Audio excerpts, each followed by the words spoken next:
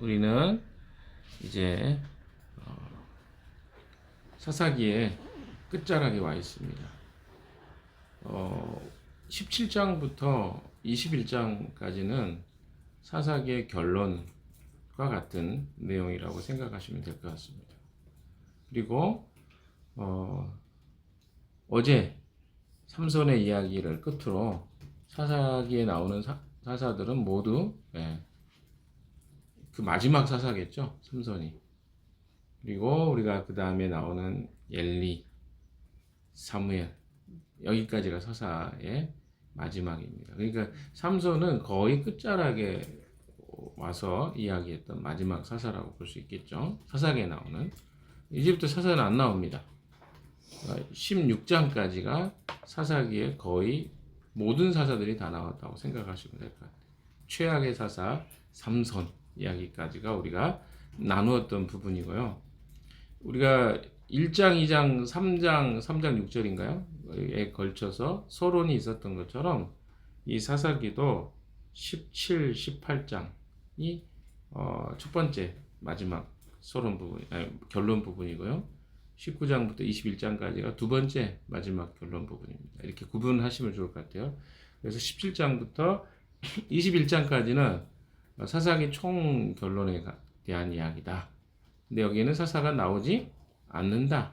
사사가 누구를 구원하거나 이런 내용이 아닙니다. 그럼 무슨 내용일까요? 이 장에서는 당시 이스라엘의 삶이, 영적인 삶이 어떠했는지를 구체적으로 보여주는 이야기들이 등장합니다. 그래서 이런 일화들, 특별히 레위인, 그리고 미가의 이야기를 통해서 그 당시에 이스라엘 사람들이 어떤 영적인 상태였는지를 사사기에서는 부록처럼 여기 뒤에다 붙여놓고 있는 것이죠. 그래서 여기서 우리가 좀 봐야 될 건 뭐예요? 이스라엘 당시의 형태, 그리고 삶의 모양들이 어떠했을지 조금 봤으면 좋겠습니다. 자, 오늘 본문에 나와 있는 경우는 이제 아주 중요한 구절 한 구절만 좀 볼까요? 여러분이 이제 계속 이 부분을 중심으로 보셔야 되기 때문에 6절 한번 보십시오. 17장 6절 같이 한번 읽어볼까요? 시작. 그때는 이스라엘에 왕이 없었으므로 사람들은 저마다 자기의 뜻에 맞는 대로 하였다. 자, 이 이야기가 사사기의 첫 번째 결론에 나오죠. 결론입니다. 뭐가 없을 때? 이스라엘에 왕이 없었습니다. 사람들은 저마다 자기의 뜻에 맞는 대로 하였다. 여기서 이 말은 뭐냐면 진짜 그 이스라엘에 왕이 없다는 그런 어떤 워드 플레이라고 그럴까요? 이런 의미가 아니라 담겨져 있는 진짜 하나님이 왕이신데 왕으로 그들이 하나님을 섬기지 않았던 삶의 형태가 어떠한가를 보여주고 있는 단어적 의미라고 생각하시면 됩니다. 이스라엘에 원래 왕이 없었어요. 그런데 진짜 한 사람의 왕이 없었기 때문에 이스라엘이 지금 이런 문제를 겪고 있는 것이 아니라 진짜 하나님이 왕이셨는데 그들이 하나님을 왕으로 섬기지 않았을 때 어떤 결과들이 초래되었는지를 지금 보여주고 있는 본문이라고 하실 수 있겠습니다. 17장에서 18장까지의 많은 부분은 에브라임 산지의 미가라는 사람을 중심으로 이야기합니다. 여기 이제 보시면 이야기 스토리는 이렇습니다. 이 이야기도 재미있는 이야기예요.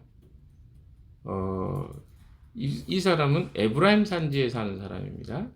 에브라임 지파는 굉장히 큰 지파였죠. 이 사사기에 등장할 때마다 에브라임은 굉장히 강력한 힘을 가졌던 지파였던 것을 우리는 알 수 있습니다. 기드온하고도 그랬고 입다하고도 그런 일이 있었죠. 그래서 뭐 그런 사건들 때마다 에브라임 지파하고 좀 엮여 있었던 그래서 미가라는 사람이 지금 에브라임 지파에 살고 있었습니다. 산간에 살고 있었죠. 근데 2절에 보시면 어머니가 이렇게 이야기하죠. 누군가 은돈 1,100냥을 훔쳐갔을 때. 그러니까 누가 훔쳐간 거예요. 누가 훔쳐갔을까요? 미가가 훔쳐갔습니다. 참 도둑질한 거예요. 근데 그 어머니가 은 1,100세겔을 누가 백냥이라고 해야 되냐? 그렇게 여기는 이제 그 세겔이라고 표현하기 더 맞을 것 같은데 세번역에서는 이렇게 양으로 표현됐어요. 1,100세겔을 훔쳐 갔습니다. 근데 그걸 누가 들어요? 그 듣는 게 아니라 그 어머니가 그 훔친 사람을 저주합니다. 막 이놈의 자식이 누가 훔쳐갔는지 모르겠지만 하나님의 저주를 받았으면 좋겠다 하면서 막 저주를 퍼붓어요. 그러니까 어때요? 그 아들이 이 미가적 입장에서 이야기한 겁니다. 나도 이 귀로 직접 들었습니다. 보십시오. 그 은돈이 여기 있습니다. 자기가 듣고 돈을 돌려줘요. 어머니한테. 바로 내가 그것을 가져갔습니다 하고 그러자 그 어머니가 어떻게 합니까? 도리어 이렇게 말합니다. 얘야, 주님께서 너에게 복 주시기를 바란다. 조금 전까지 저주하던 엄마가 돈을 돌려주니까 그 돈에 대한 반응이 어떻습니까? 예, 아들을 복 주시기를 바란다. 이렇게 이야기하죠. 근데 여기에 이 뭐죠? 17장에 좀 주목해야 될 부분이 이런 부분입니다. 어머니의 태도죠. 어머니가 어떻게 해요? 네, 복 주기를 원한다.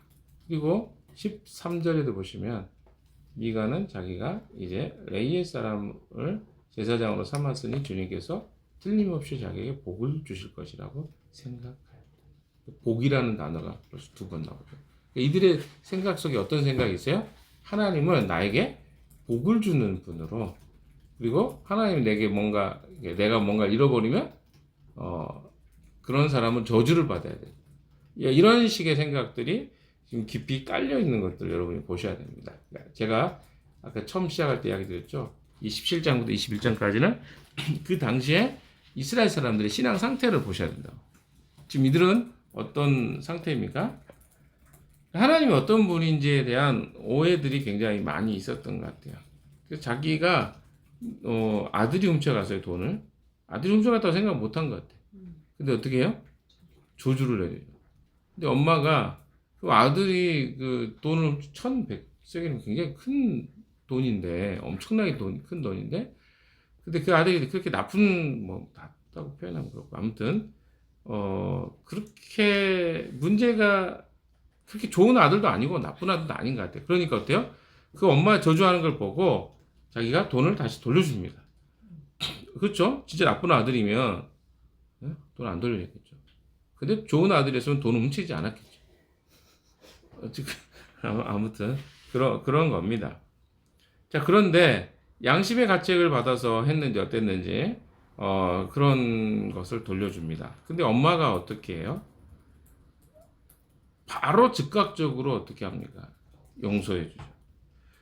그러면서 복을 주시길 바란다. 좀 뭔가 이상하지 않습니까? 아들이 이렇게 진짜 회개하거나 돌이켰던 것도 아닌데 어떻게 해요? 그냥 용서하고 그냥 없었던 일을 퉁치는 것 같은 그런 느낌이 들죠. 이 어머니의 저주가 축복으로 바뀌는데 시간이 얼마 걸리지 않습니다. 그러나 이것은 그 아들을 진짜 어때요? 잘 케어하고 돌보는 어머니라고 보기에는 좀 어려운 것 같습니다. 이 내용만 봤을 때는. 왜? 부모가 자녀에게 이런 어떤 방식으로 양육했는가가 미가가 나중에 말하는 고백을 통해서 말하죠. 왜? 복과 저주로 하나님과 관계를 이해했던 것 같습니다. 그렇죠? 그 사람도 복을 받기 위해서 신앙생활을 하는 것들을 보게 되죠. 기복적인 영역입니다. 오늘 한국교회도 이런 부분이 많죠. 기복신앙에 대한 이야기를 많이 듣잖아요. 하나님은 단순히 내게 복을 주시는 분, 그렇지 않으면 저주를 받는 것, 그래서 무서워서 하나님을 섬겨야 된다는 거나 이런 것들이 우리에게 굉장히 많잖아요. 내가 하나님 안 섬기면 하나님 나한테 저주를 내릴까 봐, 야단칠까 봐. 이래서 사람과 관계도 똑같지 않습니까? 그 관계를 그렇게밖에 안 배운 거죠. 어떻게? 잘못하면 야단 맞고 잘하면 칭찬해주고 이게 이제 신앙의 한 모습이라고 생각할 수 있겠습니다. 미가의 어머니는 축복의 원천으로 하나님의 이름을 이야기합니다. 자, 그런데 그 다음에 이야기를 잘 들어보십시오. 3절 여기서 깜짝 놀라는 이야기가 나옵니다. 시작. 그는 은돈 1,100냥을 어머니에게 내놓았다. 그러자 그의 어머니가 말했다. 나의 아들이 저주를 받지 않도록 이 은돈을 주님께 거룩하게 구별하여 바치겠다. 이 은돈은 은을 입힌 목상을 만드는 데 쓰도록 하겠다. 그러니 이 은돈을 너에게 다시 돌려주마. 이게 무슨 말입니까? 이 말은 뭐냐면 그냥 처음에 읽었으면 이해가 잘 안 될 수 있어요. 이건 뭐냐면 이 엄마가 어떤 식의 신앙생활을 해왔는지를 너무 딱 보여줍니다. 신앙생활을 한다 그래서 다 신앙을 하는 게 아니라 그 신앙의 대상이 누군지가 명확해야 되는데 이 엄마의 신앙은 무엇입니까? 아들이 이제 돈을 잃었을 때는 그 돈 때문에 저주를 했습니다. 그 아들이 한지도 모르고 그러다가 어때요? 아들이 했다가 돌려줬다고 하니까 이 저주가 아들한테 갈 것 같은 거예요. 그래서 어때요? 이 저주를 풀기 위해서 그러면 내가 할 일이 뭘까? 이 생각하다가 이 아들에게 이 은돈을 주면서요. 주님께 거룩하게 주님의 이름을 사용합니다. 그런데 뭘 해요? 은을 입힌 목상을 만드는 데 쓰도록 하라는 거예요. 무슨 말이지? 생각이 들죠. 여기서부터가 이제 혼란이 오죠. 목상을 만든 성경 어느 곳에도 위로나 아래나 뭐 땅에 있는 어떤 것으로도 우상을 만들지 말라 이게 출애굽기 이야기 아닙니까? 하나님이 우상 10계명에 나와 있는 우상 숭배하지 말라는 그런 내용들이 이제 더 이상 이 동네에서는 우습게 된 거죠. 그러니까 이 사람만 그러겠어요?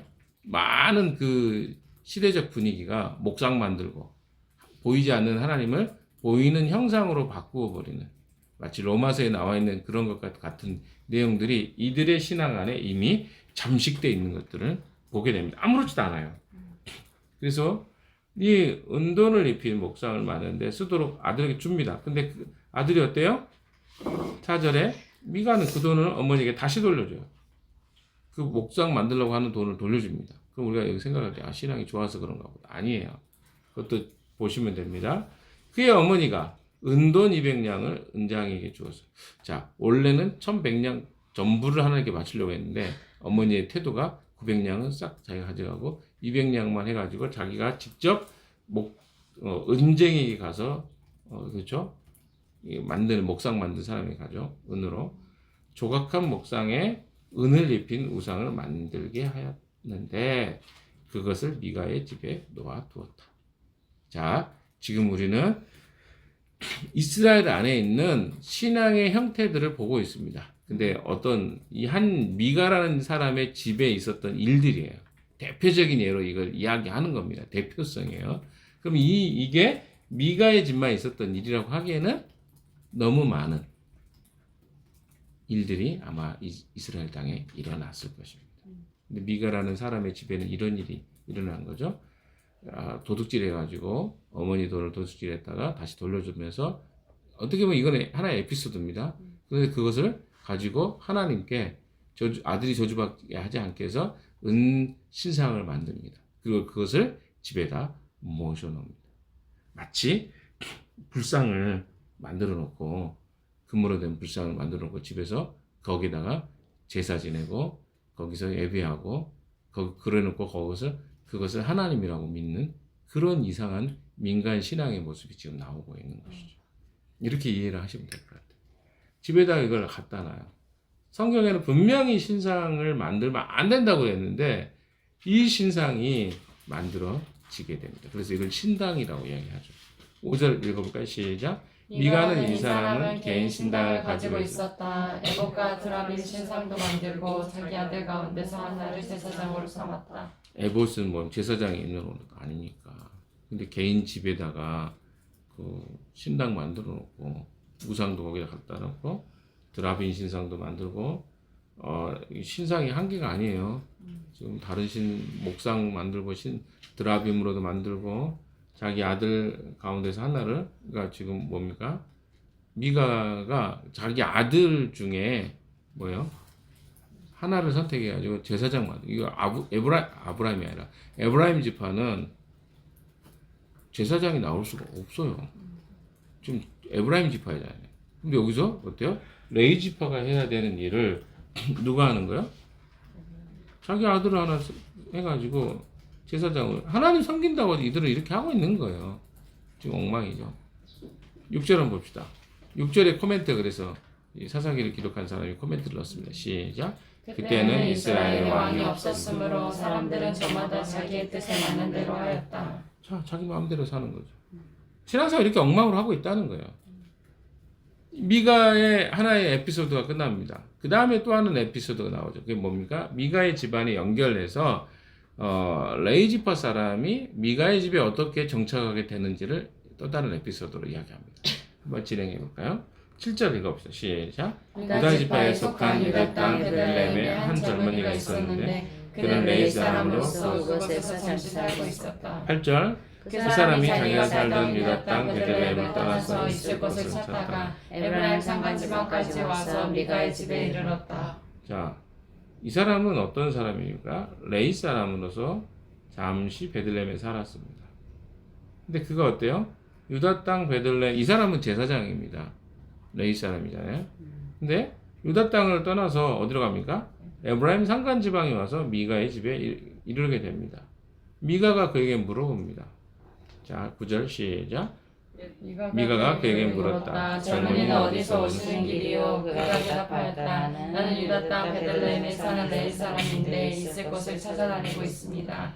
미가가 그에게 말하죠. 자, 시작. 10절 시작. 미가가 그에게 말하였다. 우리 집에 살면서 어른이 되어주시고 제사장이 되어주십시오. 1년에 은돈 열량을 드리고 옷과 먹거리를 드리겠습니다. 이 말을 듣고 그 젊은 레위 사람은 안으로 들어갔다. 자, 11절도 읽어볼까요? 시작. 그 젊은 레위 사람은 미가와 함께 살기로 하고 미가의 신하들 가운데 하나처럼 되었다. 12절. 미가가 그 레위 사람을 거룩하게 구별하여 세우니 그 젊은이는 미가 집안의 제사장이 되어 그의 집에서 살았다. 마지막 13절 시작. 그래서 미가는 자기가 이제 레위 사람을 제사장으로 삼았으니 주님께서 틀림없이 자기에게 복을 주실 것이라고 생각하였다. 내용을 정리하면 이런 겁니다. 자기가 자기 아들을 제사장 삼아서 신당에서 예배드리고 하는 것을 했어요. 근데 뭔가 찜찜해요. 왜 찜찜했을까요? 자기도 알고 있어요. 제사장은 레위 사람만 제사장이 돼야 되는 걸 알았어요. 근데 그들의 상태가 어떻습니까? 알면서도 어떻게 해요? 그냥 무시하고 자기 아들로 제사장 삼아서 이렇게 예배드리고 했던 거예요. 그런데 유다 사람인 제사장이 우연히 자기 집에 오게 됩니다. 그러니까 어떻게 해요? 그 사람 잘 됐다. 이 사람을 우리 집에다 두고 우리 신당에서 예배드리는 일에 이 사람이 주축이 돼서 우리 집에서 이 일을 하게 해주면 우리 집이 어떻게 될 것이다? 복받을 것이다. 이렇게 생각하고 이 사람을 지금 여기에 머무르게 합니다. 유다에 살던 이 베들레헴에 살던 이 레위 사람은 제사장이에요. 그럼 제사장은 어때요? 이미 어떤 삶으로 제사장이 무엇을 해야 되는지 다 알았습니다. 배웠어요. 그런데 어떻습니까? 아무렇지도 않게 미가의 집에서 한 신당에서 하나님을 섬긴다고 하면서 우상을 섬기는 그런 일을 지금 17장에 하고 있는 모습으로 오늘은 내용이 결론을 짓습니다. 자, 이 이야기가 우리에게 무엇을 이야기해 줄까요? 여러 가지 내용들을 우리는 보았습니다. 그러니까 이 당시의 사람들의 형태가 그대로 나온 거예요. 사사기 시대의 마지막 사사 삼손의 이야기를 우리는 보았습니다. 그럼 삼손이 그 정도였으면, 그 모양이었으면 이스라엘 사람들은 어떻게 했냐는 거야. 그러니까 그들의 삶 속에는 온갖 잡다한 신앙과 또 잘못된 신앙관들이 가득 차 있었던 것들을 보게 됩니다. 그래서 삼손의 그 방탕하고 막 성 중독에 그리고 율법에 대해서도 별로 이렇게 개의치 않고 행했던 일들, 그 사람을 사사로 택했다는 것은, 그러면 그 동네 사람, 그 지역과 시대의 사람들의 신앙이 어땠을까요? 이거는 말해 뭐합니까? 문제가 심각했다는 거예요. 자, 이게 무엇일까요? 어떤 부분에서는 지금 뭐요? 이 사람들이 신앙생활 하는 것 같긴 해요. 하나님이 없는 게 아니에요. 그런데 어때요? 뭐가 문제 같은가, 여러분 읽어보니까. 불순물이 막 곳곳에 박혀 있죠. 드라빈이라든가, 드라빈 신상을 만들어 놓고, 은으로 신상을 만들어 놓고, 근데 하나님 예배해요. 근데 어때요? 제사장이 아니라, 레위인이 아니라, 누구로? 아들로. 그러니까 이게 뭐예요? 완전히 지금 온통 섞여 있는 거죠. 그러니까 어떤 부분은 하나님께 순종하고, 어떤 부분은 그냥 이방신을 섬기는 방식으로 하나님 섬기고, 이런 것들이 온통 짬뽕되어 있는 거죠. 지금 이게 충격적인 이야기입니다. 그러니까 아무렇지도 않게 하나님이 계명으로 이야기했던 것들을 다 깨뜨려 버려요. 하나님 어떻게 합니까? 이런 거 만들지 마라 그랬잖아요. 십계명에 나와 있는 것들을 그냥 어겨버리는 거죠. 우상 만드는데 200세겔이나 바치면서 나머지 900세겔은 어떻게 해요? 또 자기 입마에 포켓 하잖아요. 그러니까 이 물질주의가 일부분은 하나님께 드리지만 일부분은 그게 다 자기 거예요. 뭐 이런 거며, 온통 뒤죽박죽이죠. 그리고 뭡니까? 하나님을 어떤 분으로 이해하고 있어요?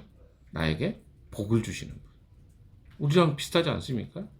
하나님에 대한 오해가 엄청나요. 하나님이라는 단어를 사용하지만 하나님을 하나님으로 인정하지 않는, 예수님을 주님이라고 고백하지만 삶에서는 주인이 아닌, 똑같지 않습니까? 이런 것들이. 그러니까 하나님이 원하는 방식으로 우리가 살아가는 게 아니라, 지금 이 사사기 시대의 특징은요, 자기들이 원하는 방식으로 하나님을 섬기고 있는 모습을 보여주고 있습니다. 여러분, 이걸 위선이라고 하죠. 그러니까 하나님이